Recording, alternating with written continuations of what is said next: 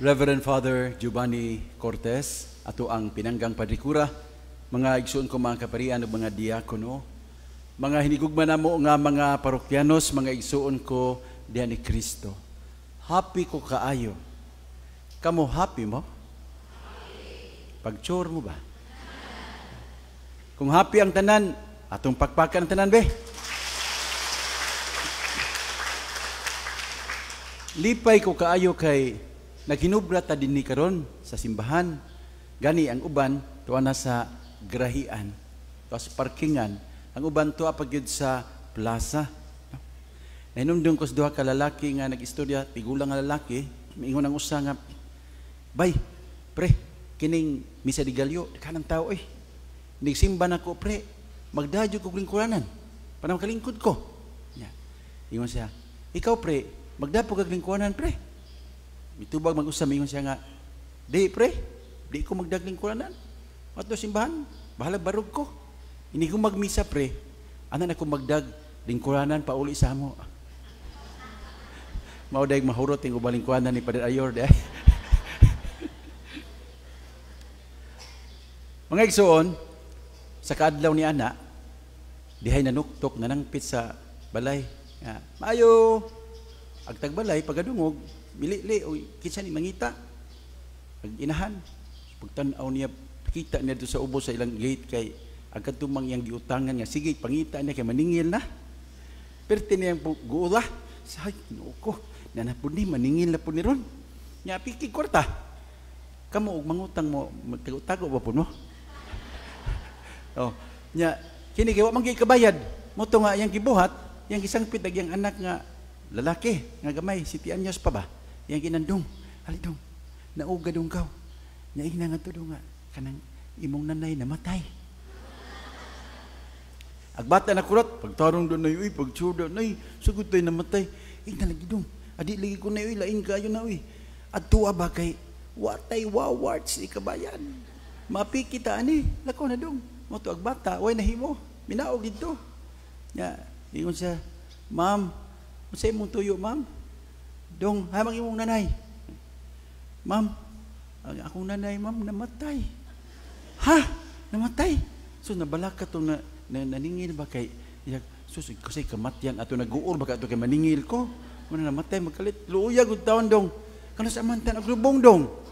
Nya, ingon na bata, "What sa kadit, ma'am, ha?" Misinggit siya, "Nay, kano sa kuno imong lubong?"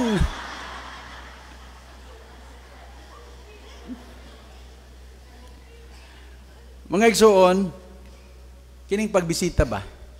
Klase-klase man eh. Na ay mamisita nga makalipay. Ya? Pero napoy mamisita nga makaguol. Kamo kung mamisita mo, makalipay mo or makaguol mo laing tao? Ha? Saman?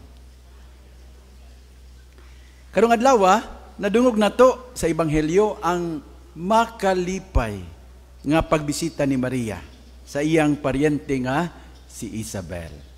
Gisaysayan ta sa Ebanghelyo nga sa pag-abot ni Maria, ang bata nga diha sa sabakan ni Isabel miulpot sa kalipay. Can you imagine? Ha? Ang bata di sa sabakan miulpot sa kalipay. So dili lang si Isabel ang nalipay, kundi usab ang iyang gisabak. Nganong gikalipay Manila ang pagbisita ni Maria? Now, this is a good question. Una, mga igsoon, ang maong pagbisita ato masabtan tinuklod sa gugma, dili sa panginahanglan. Daghan magud nato mobisita og laing tao tungod sa panginahanglan, magpatambag, magpalaban, ang uban magpatabang, manghulam, mangutang. Ha? Di ba? Ha?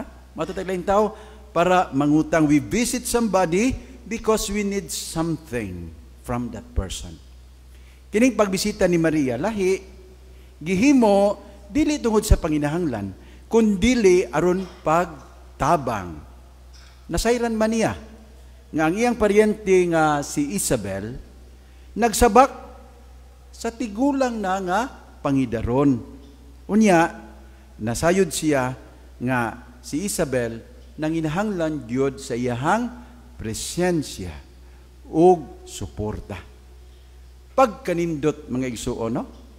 Kung ato sabling buhaton sa mga tao o kaila nga medyo naapike sa kinabuhi, ato silang duawon ba o tabangan sa ilang lisod nga kahimtang.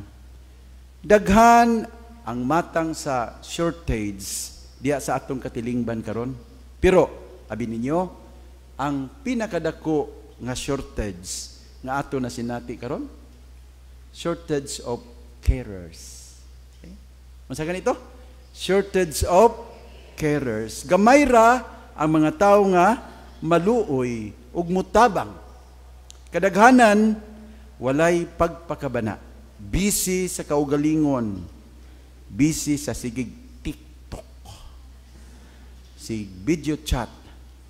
Daghan ang gikalingawan, dili na makabantay sa nagantos nga silingan. Ang igsuon, pagkasubo ba ya? Nga makabalita at ron panahon na, no? Daghan ang magtubok. How? Of course, that there are several factors, no, that contribute to the case of suicide. Daghan mga rason god, lain-lain man, pero ang akong kabalakan, usa sa dakong rason, ngano nga ang tao maghiko tungod kay mabati niya nga way tao nga mutabang niya. Amen?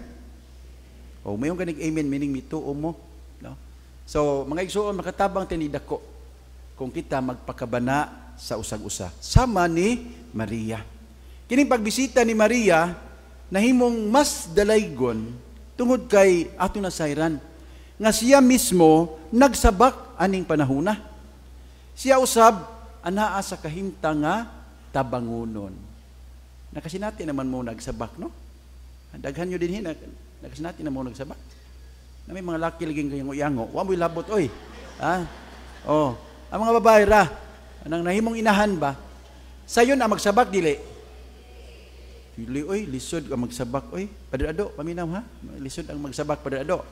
Maluoy ta sa mga tao nga magsabak. Mo na kamo mga anak, adya mo disud-disud sukol, uban taw so magtubag-tubag des ginikanan sa inahan, musukol. Hoy, Ginoo, wa mo masayod unsa kahago ang pagsabak ninyo, labi na ang pagbuhi ninyo, no?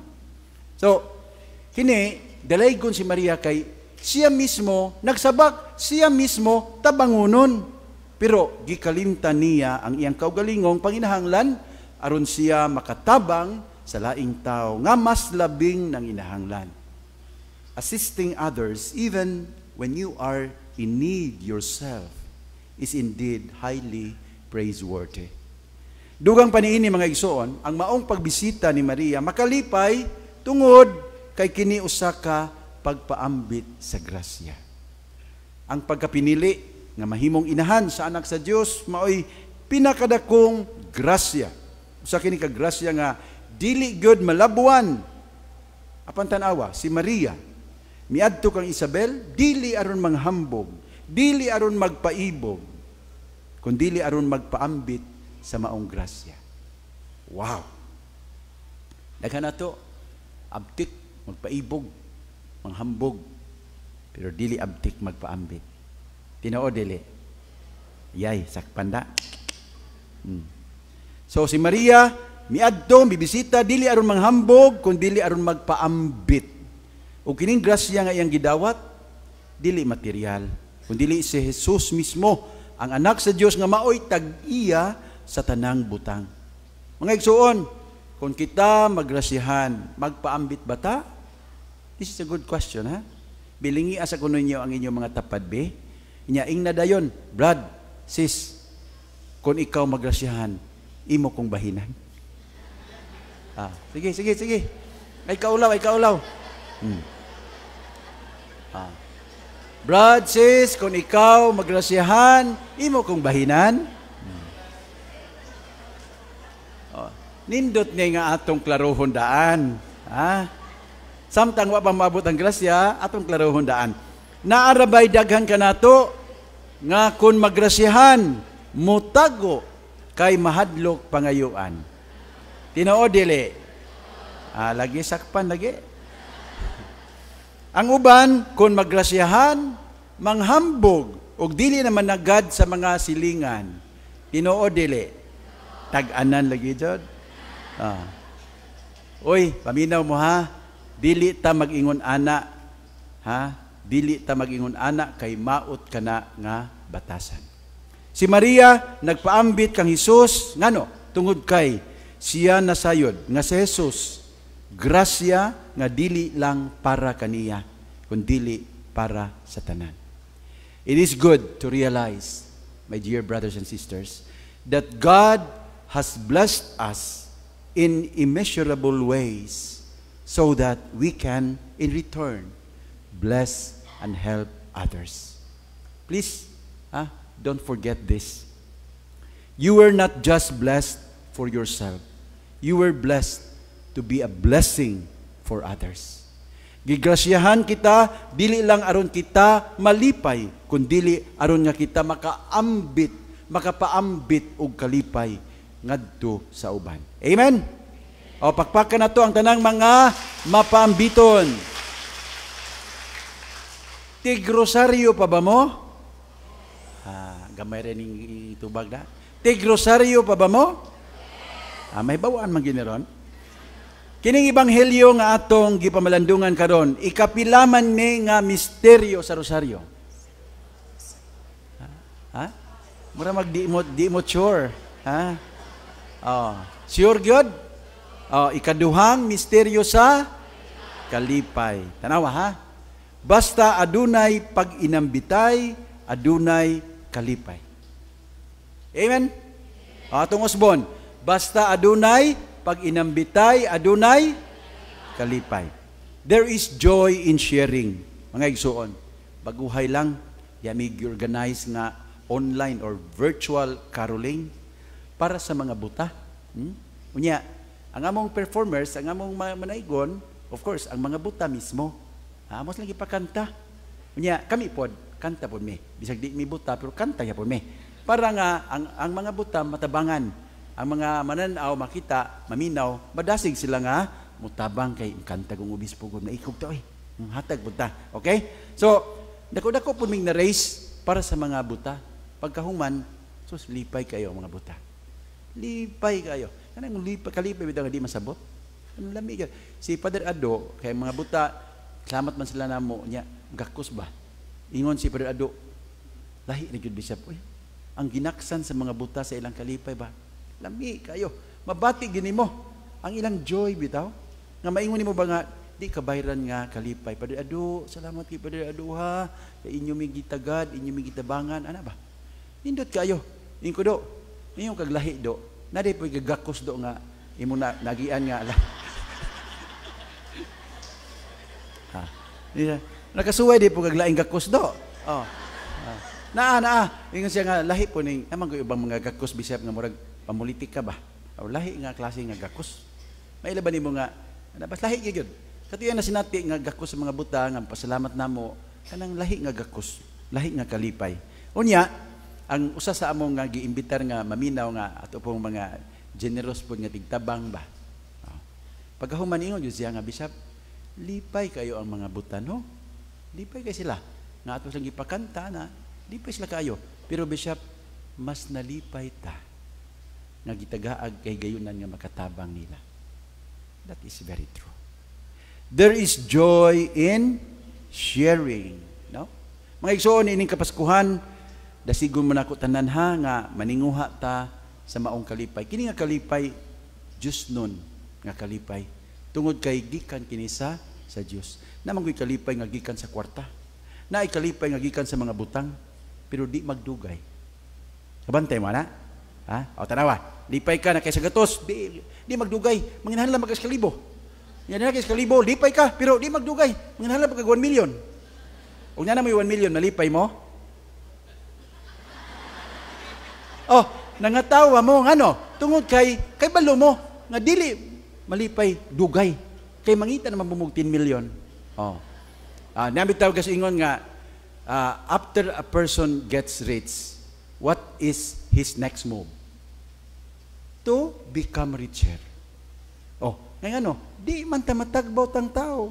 Nay kalipay nga di makatagbaw. Kini nga kalipay, kini ang ingon ninyo nga kalipay ng Diyos noon, gikan sa Diyos, mao ni kalipay nga lawom mula hutay.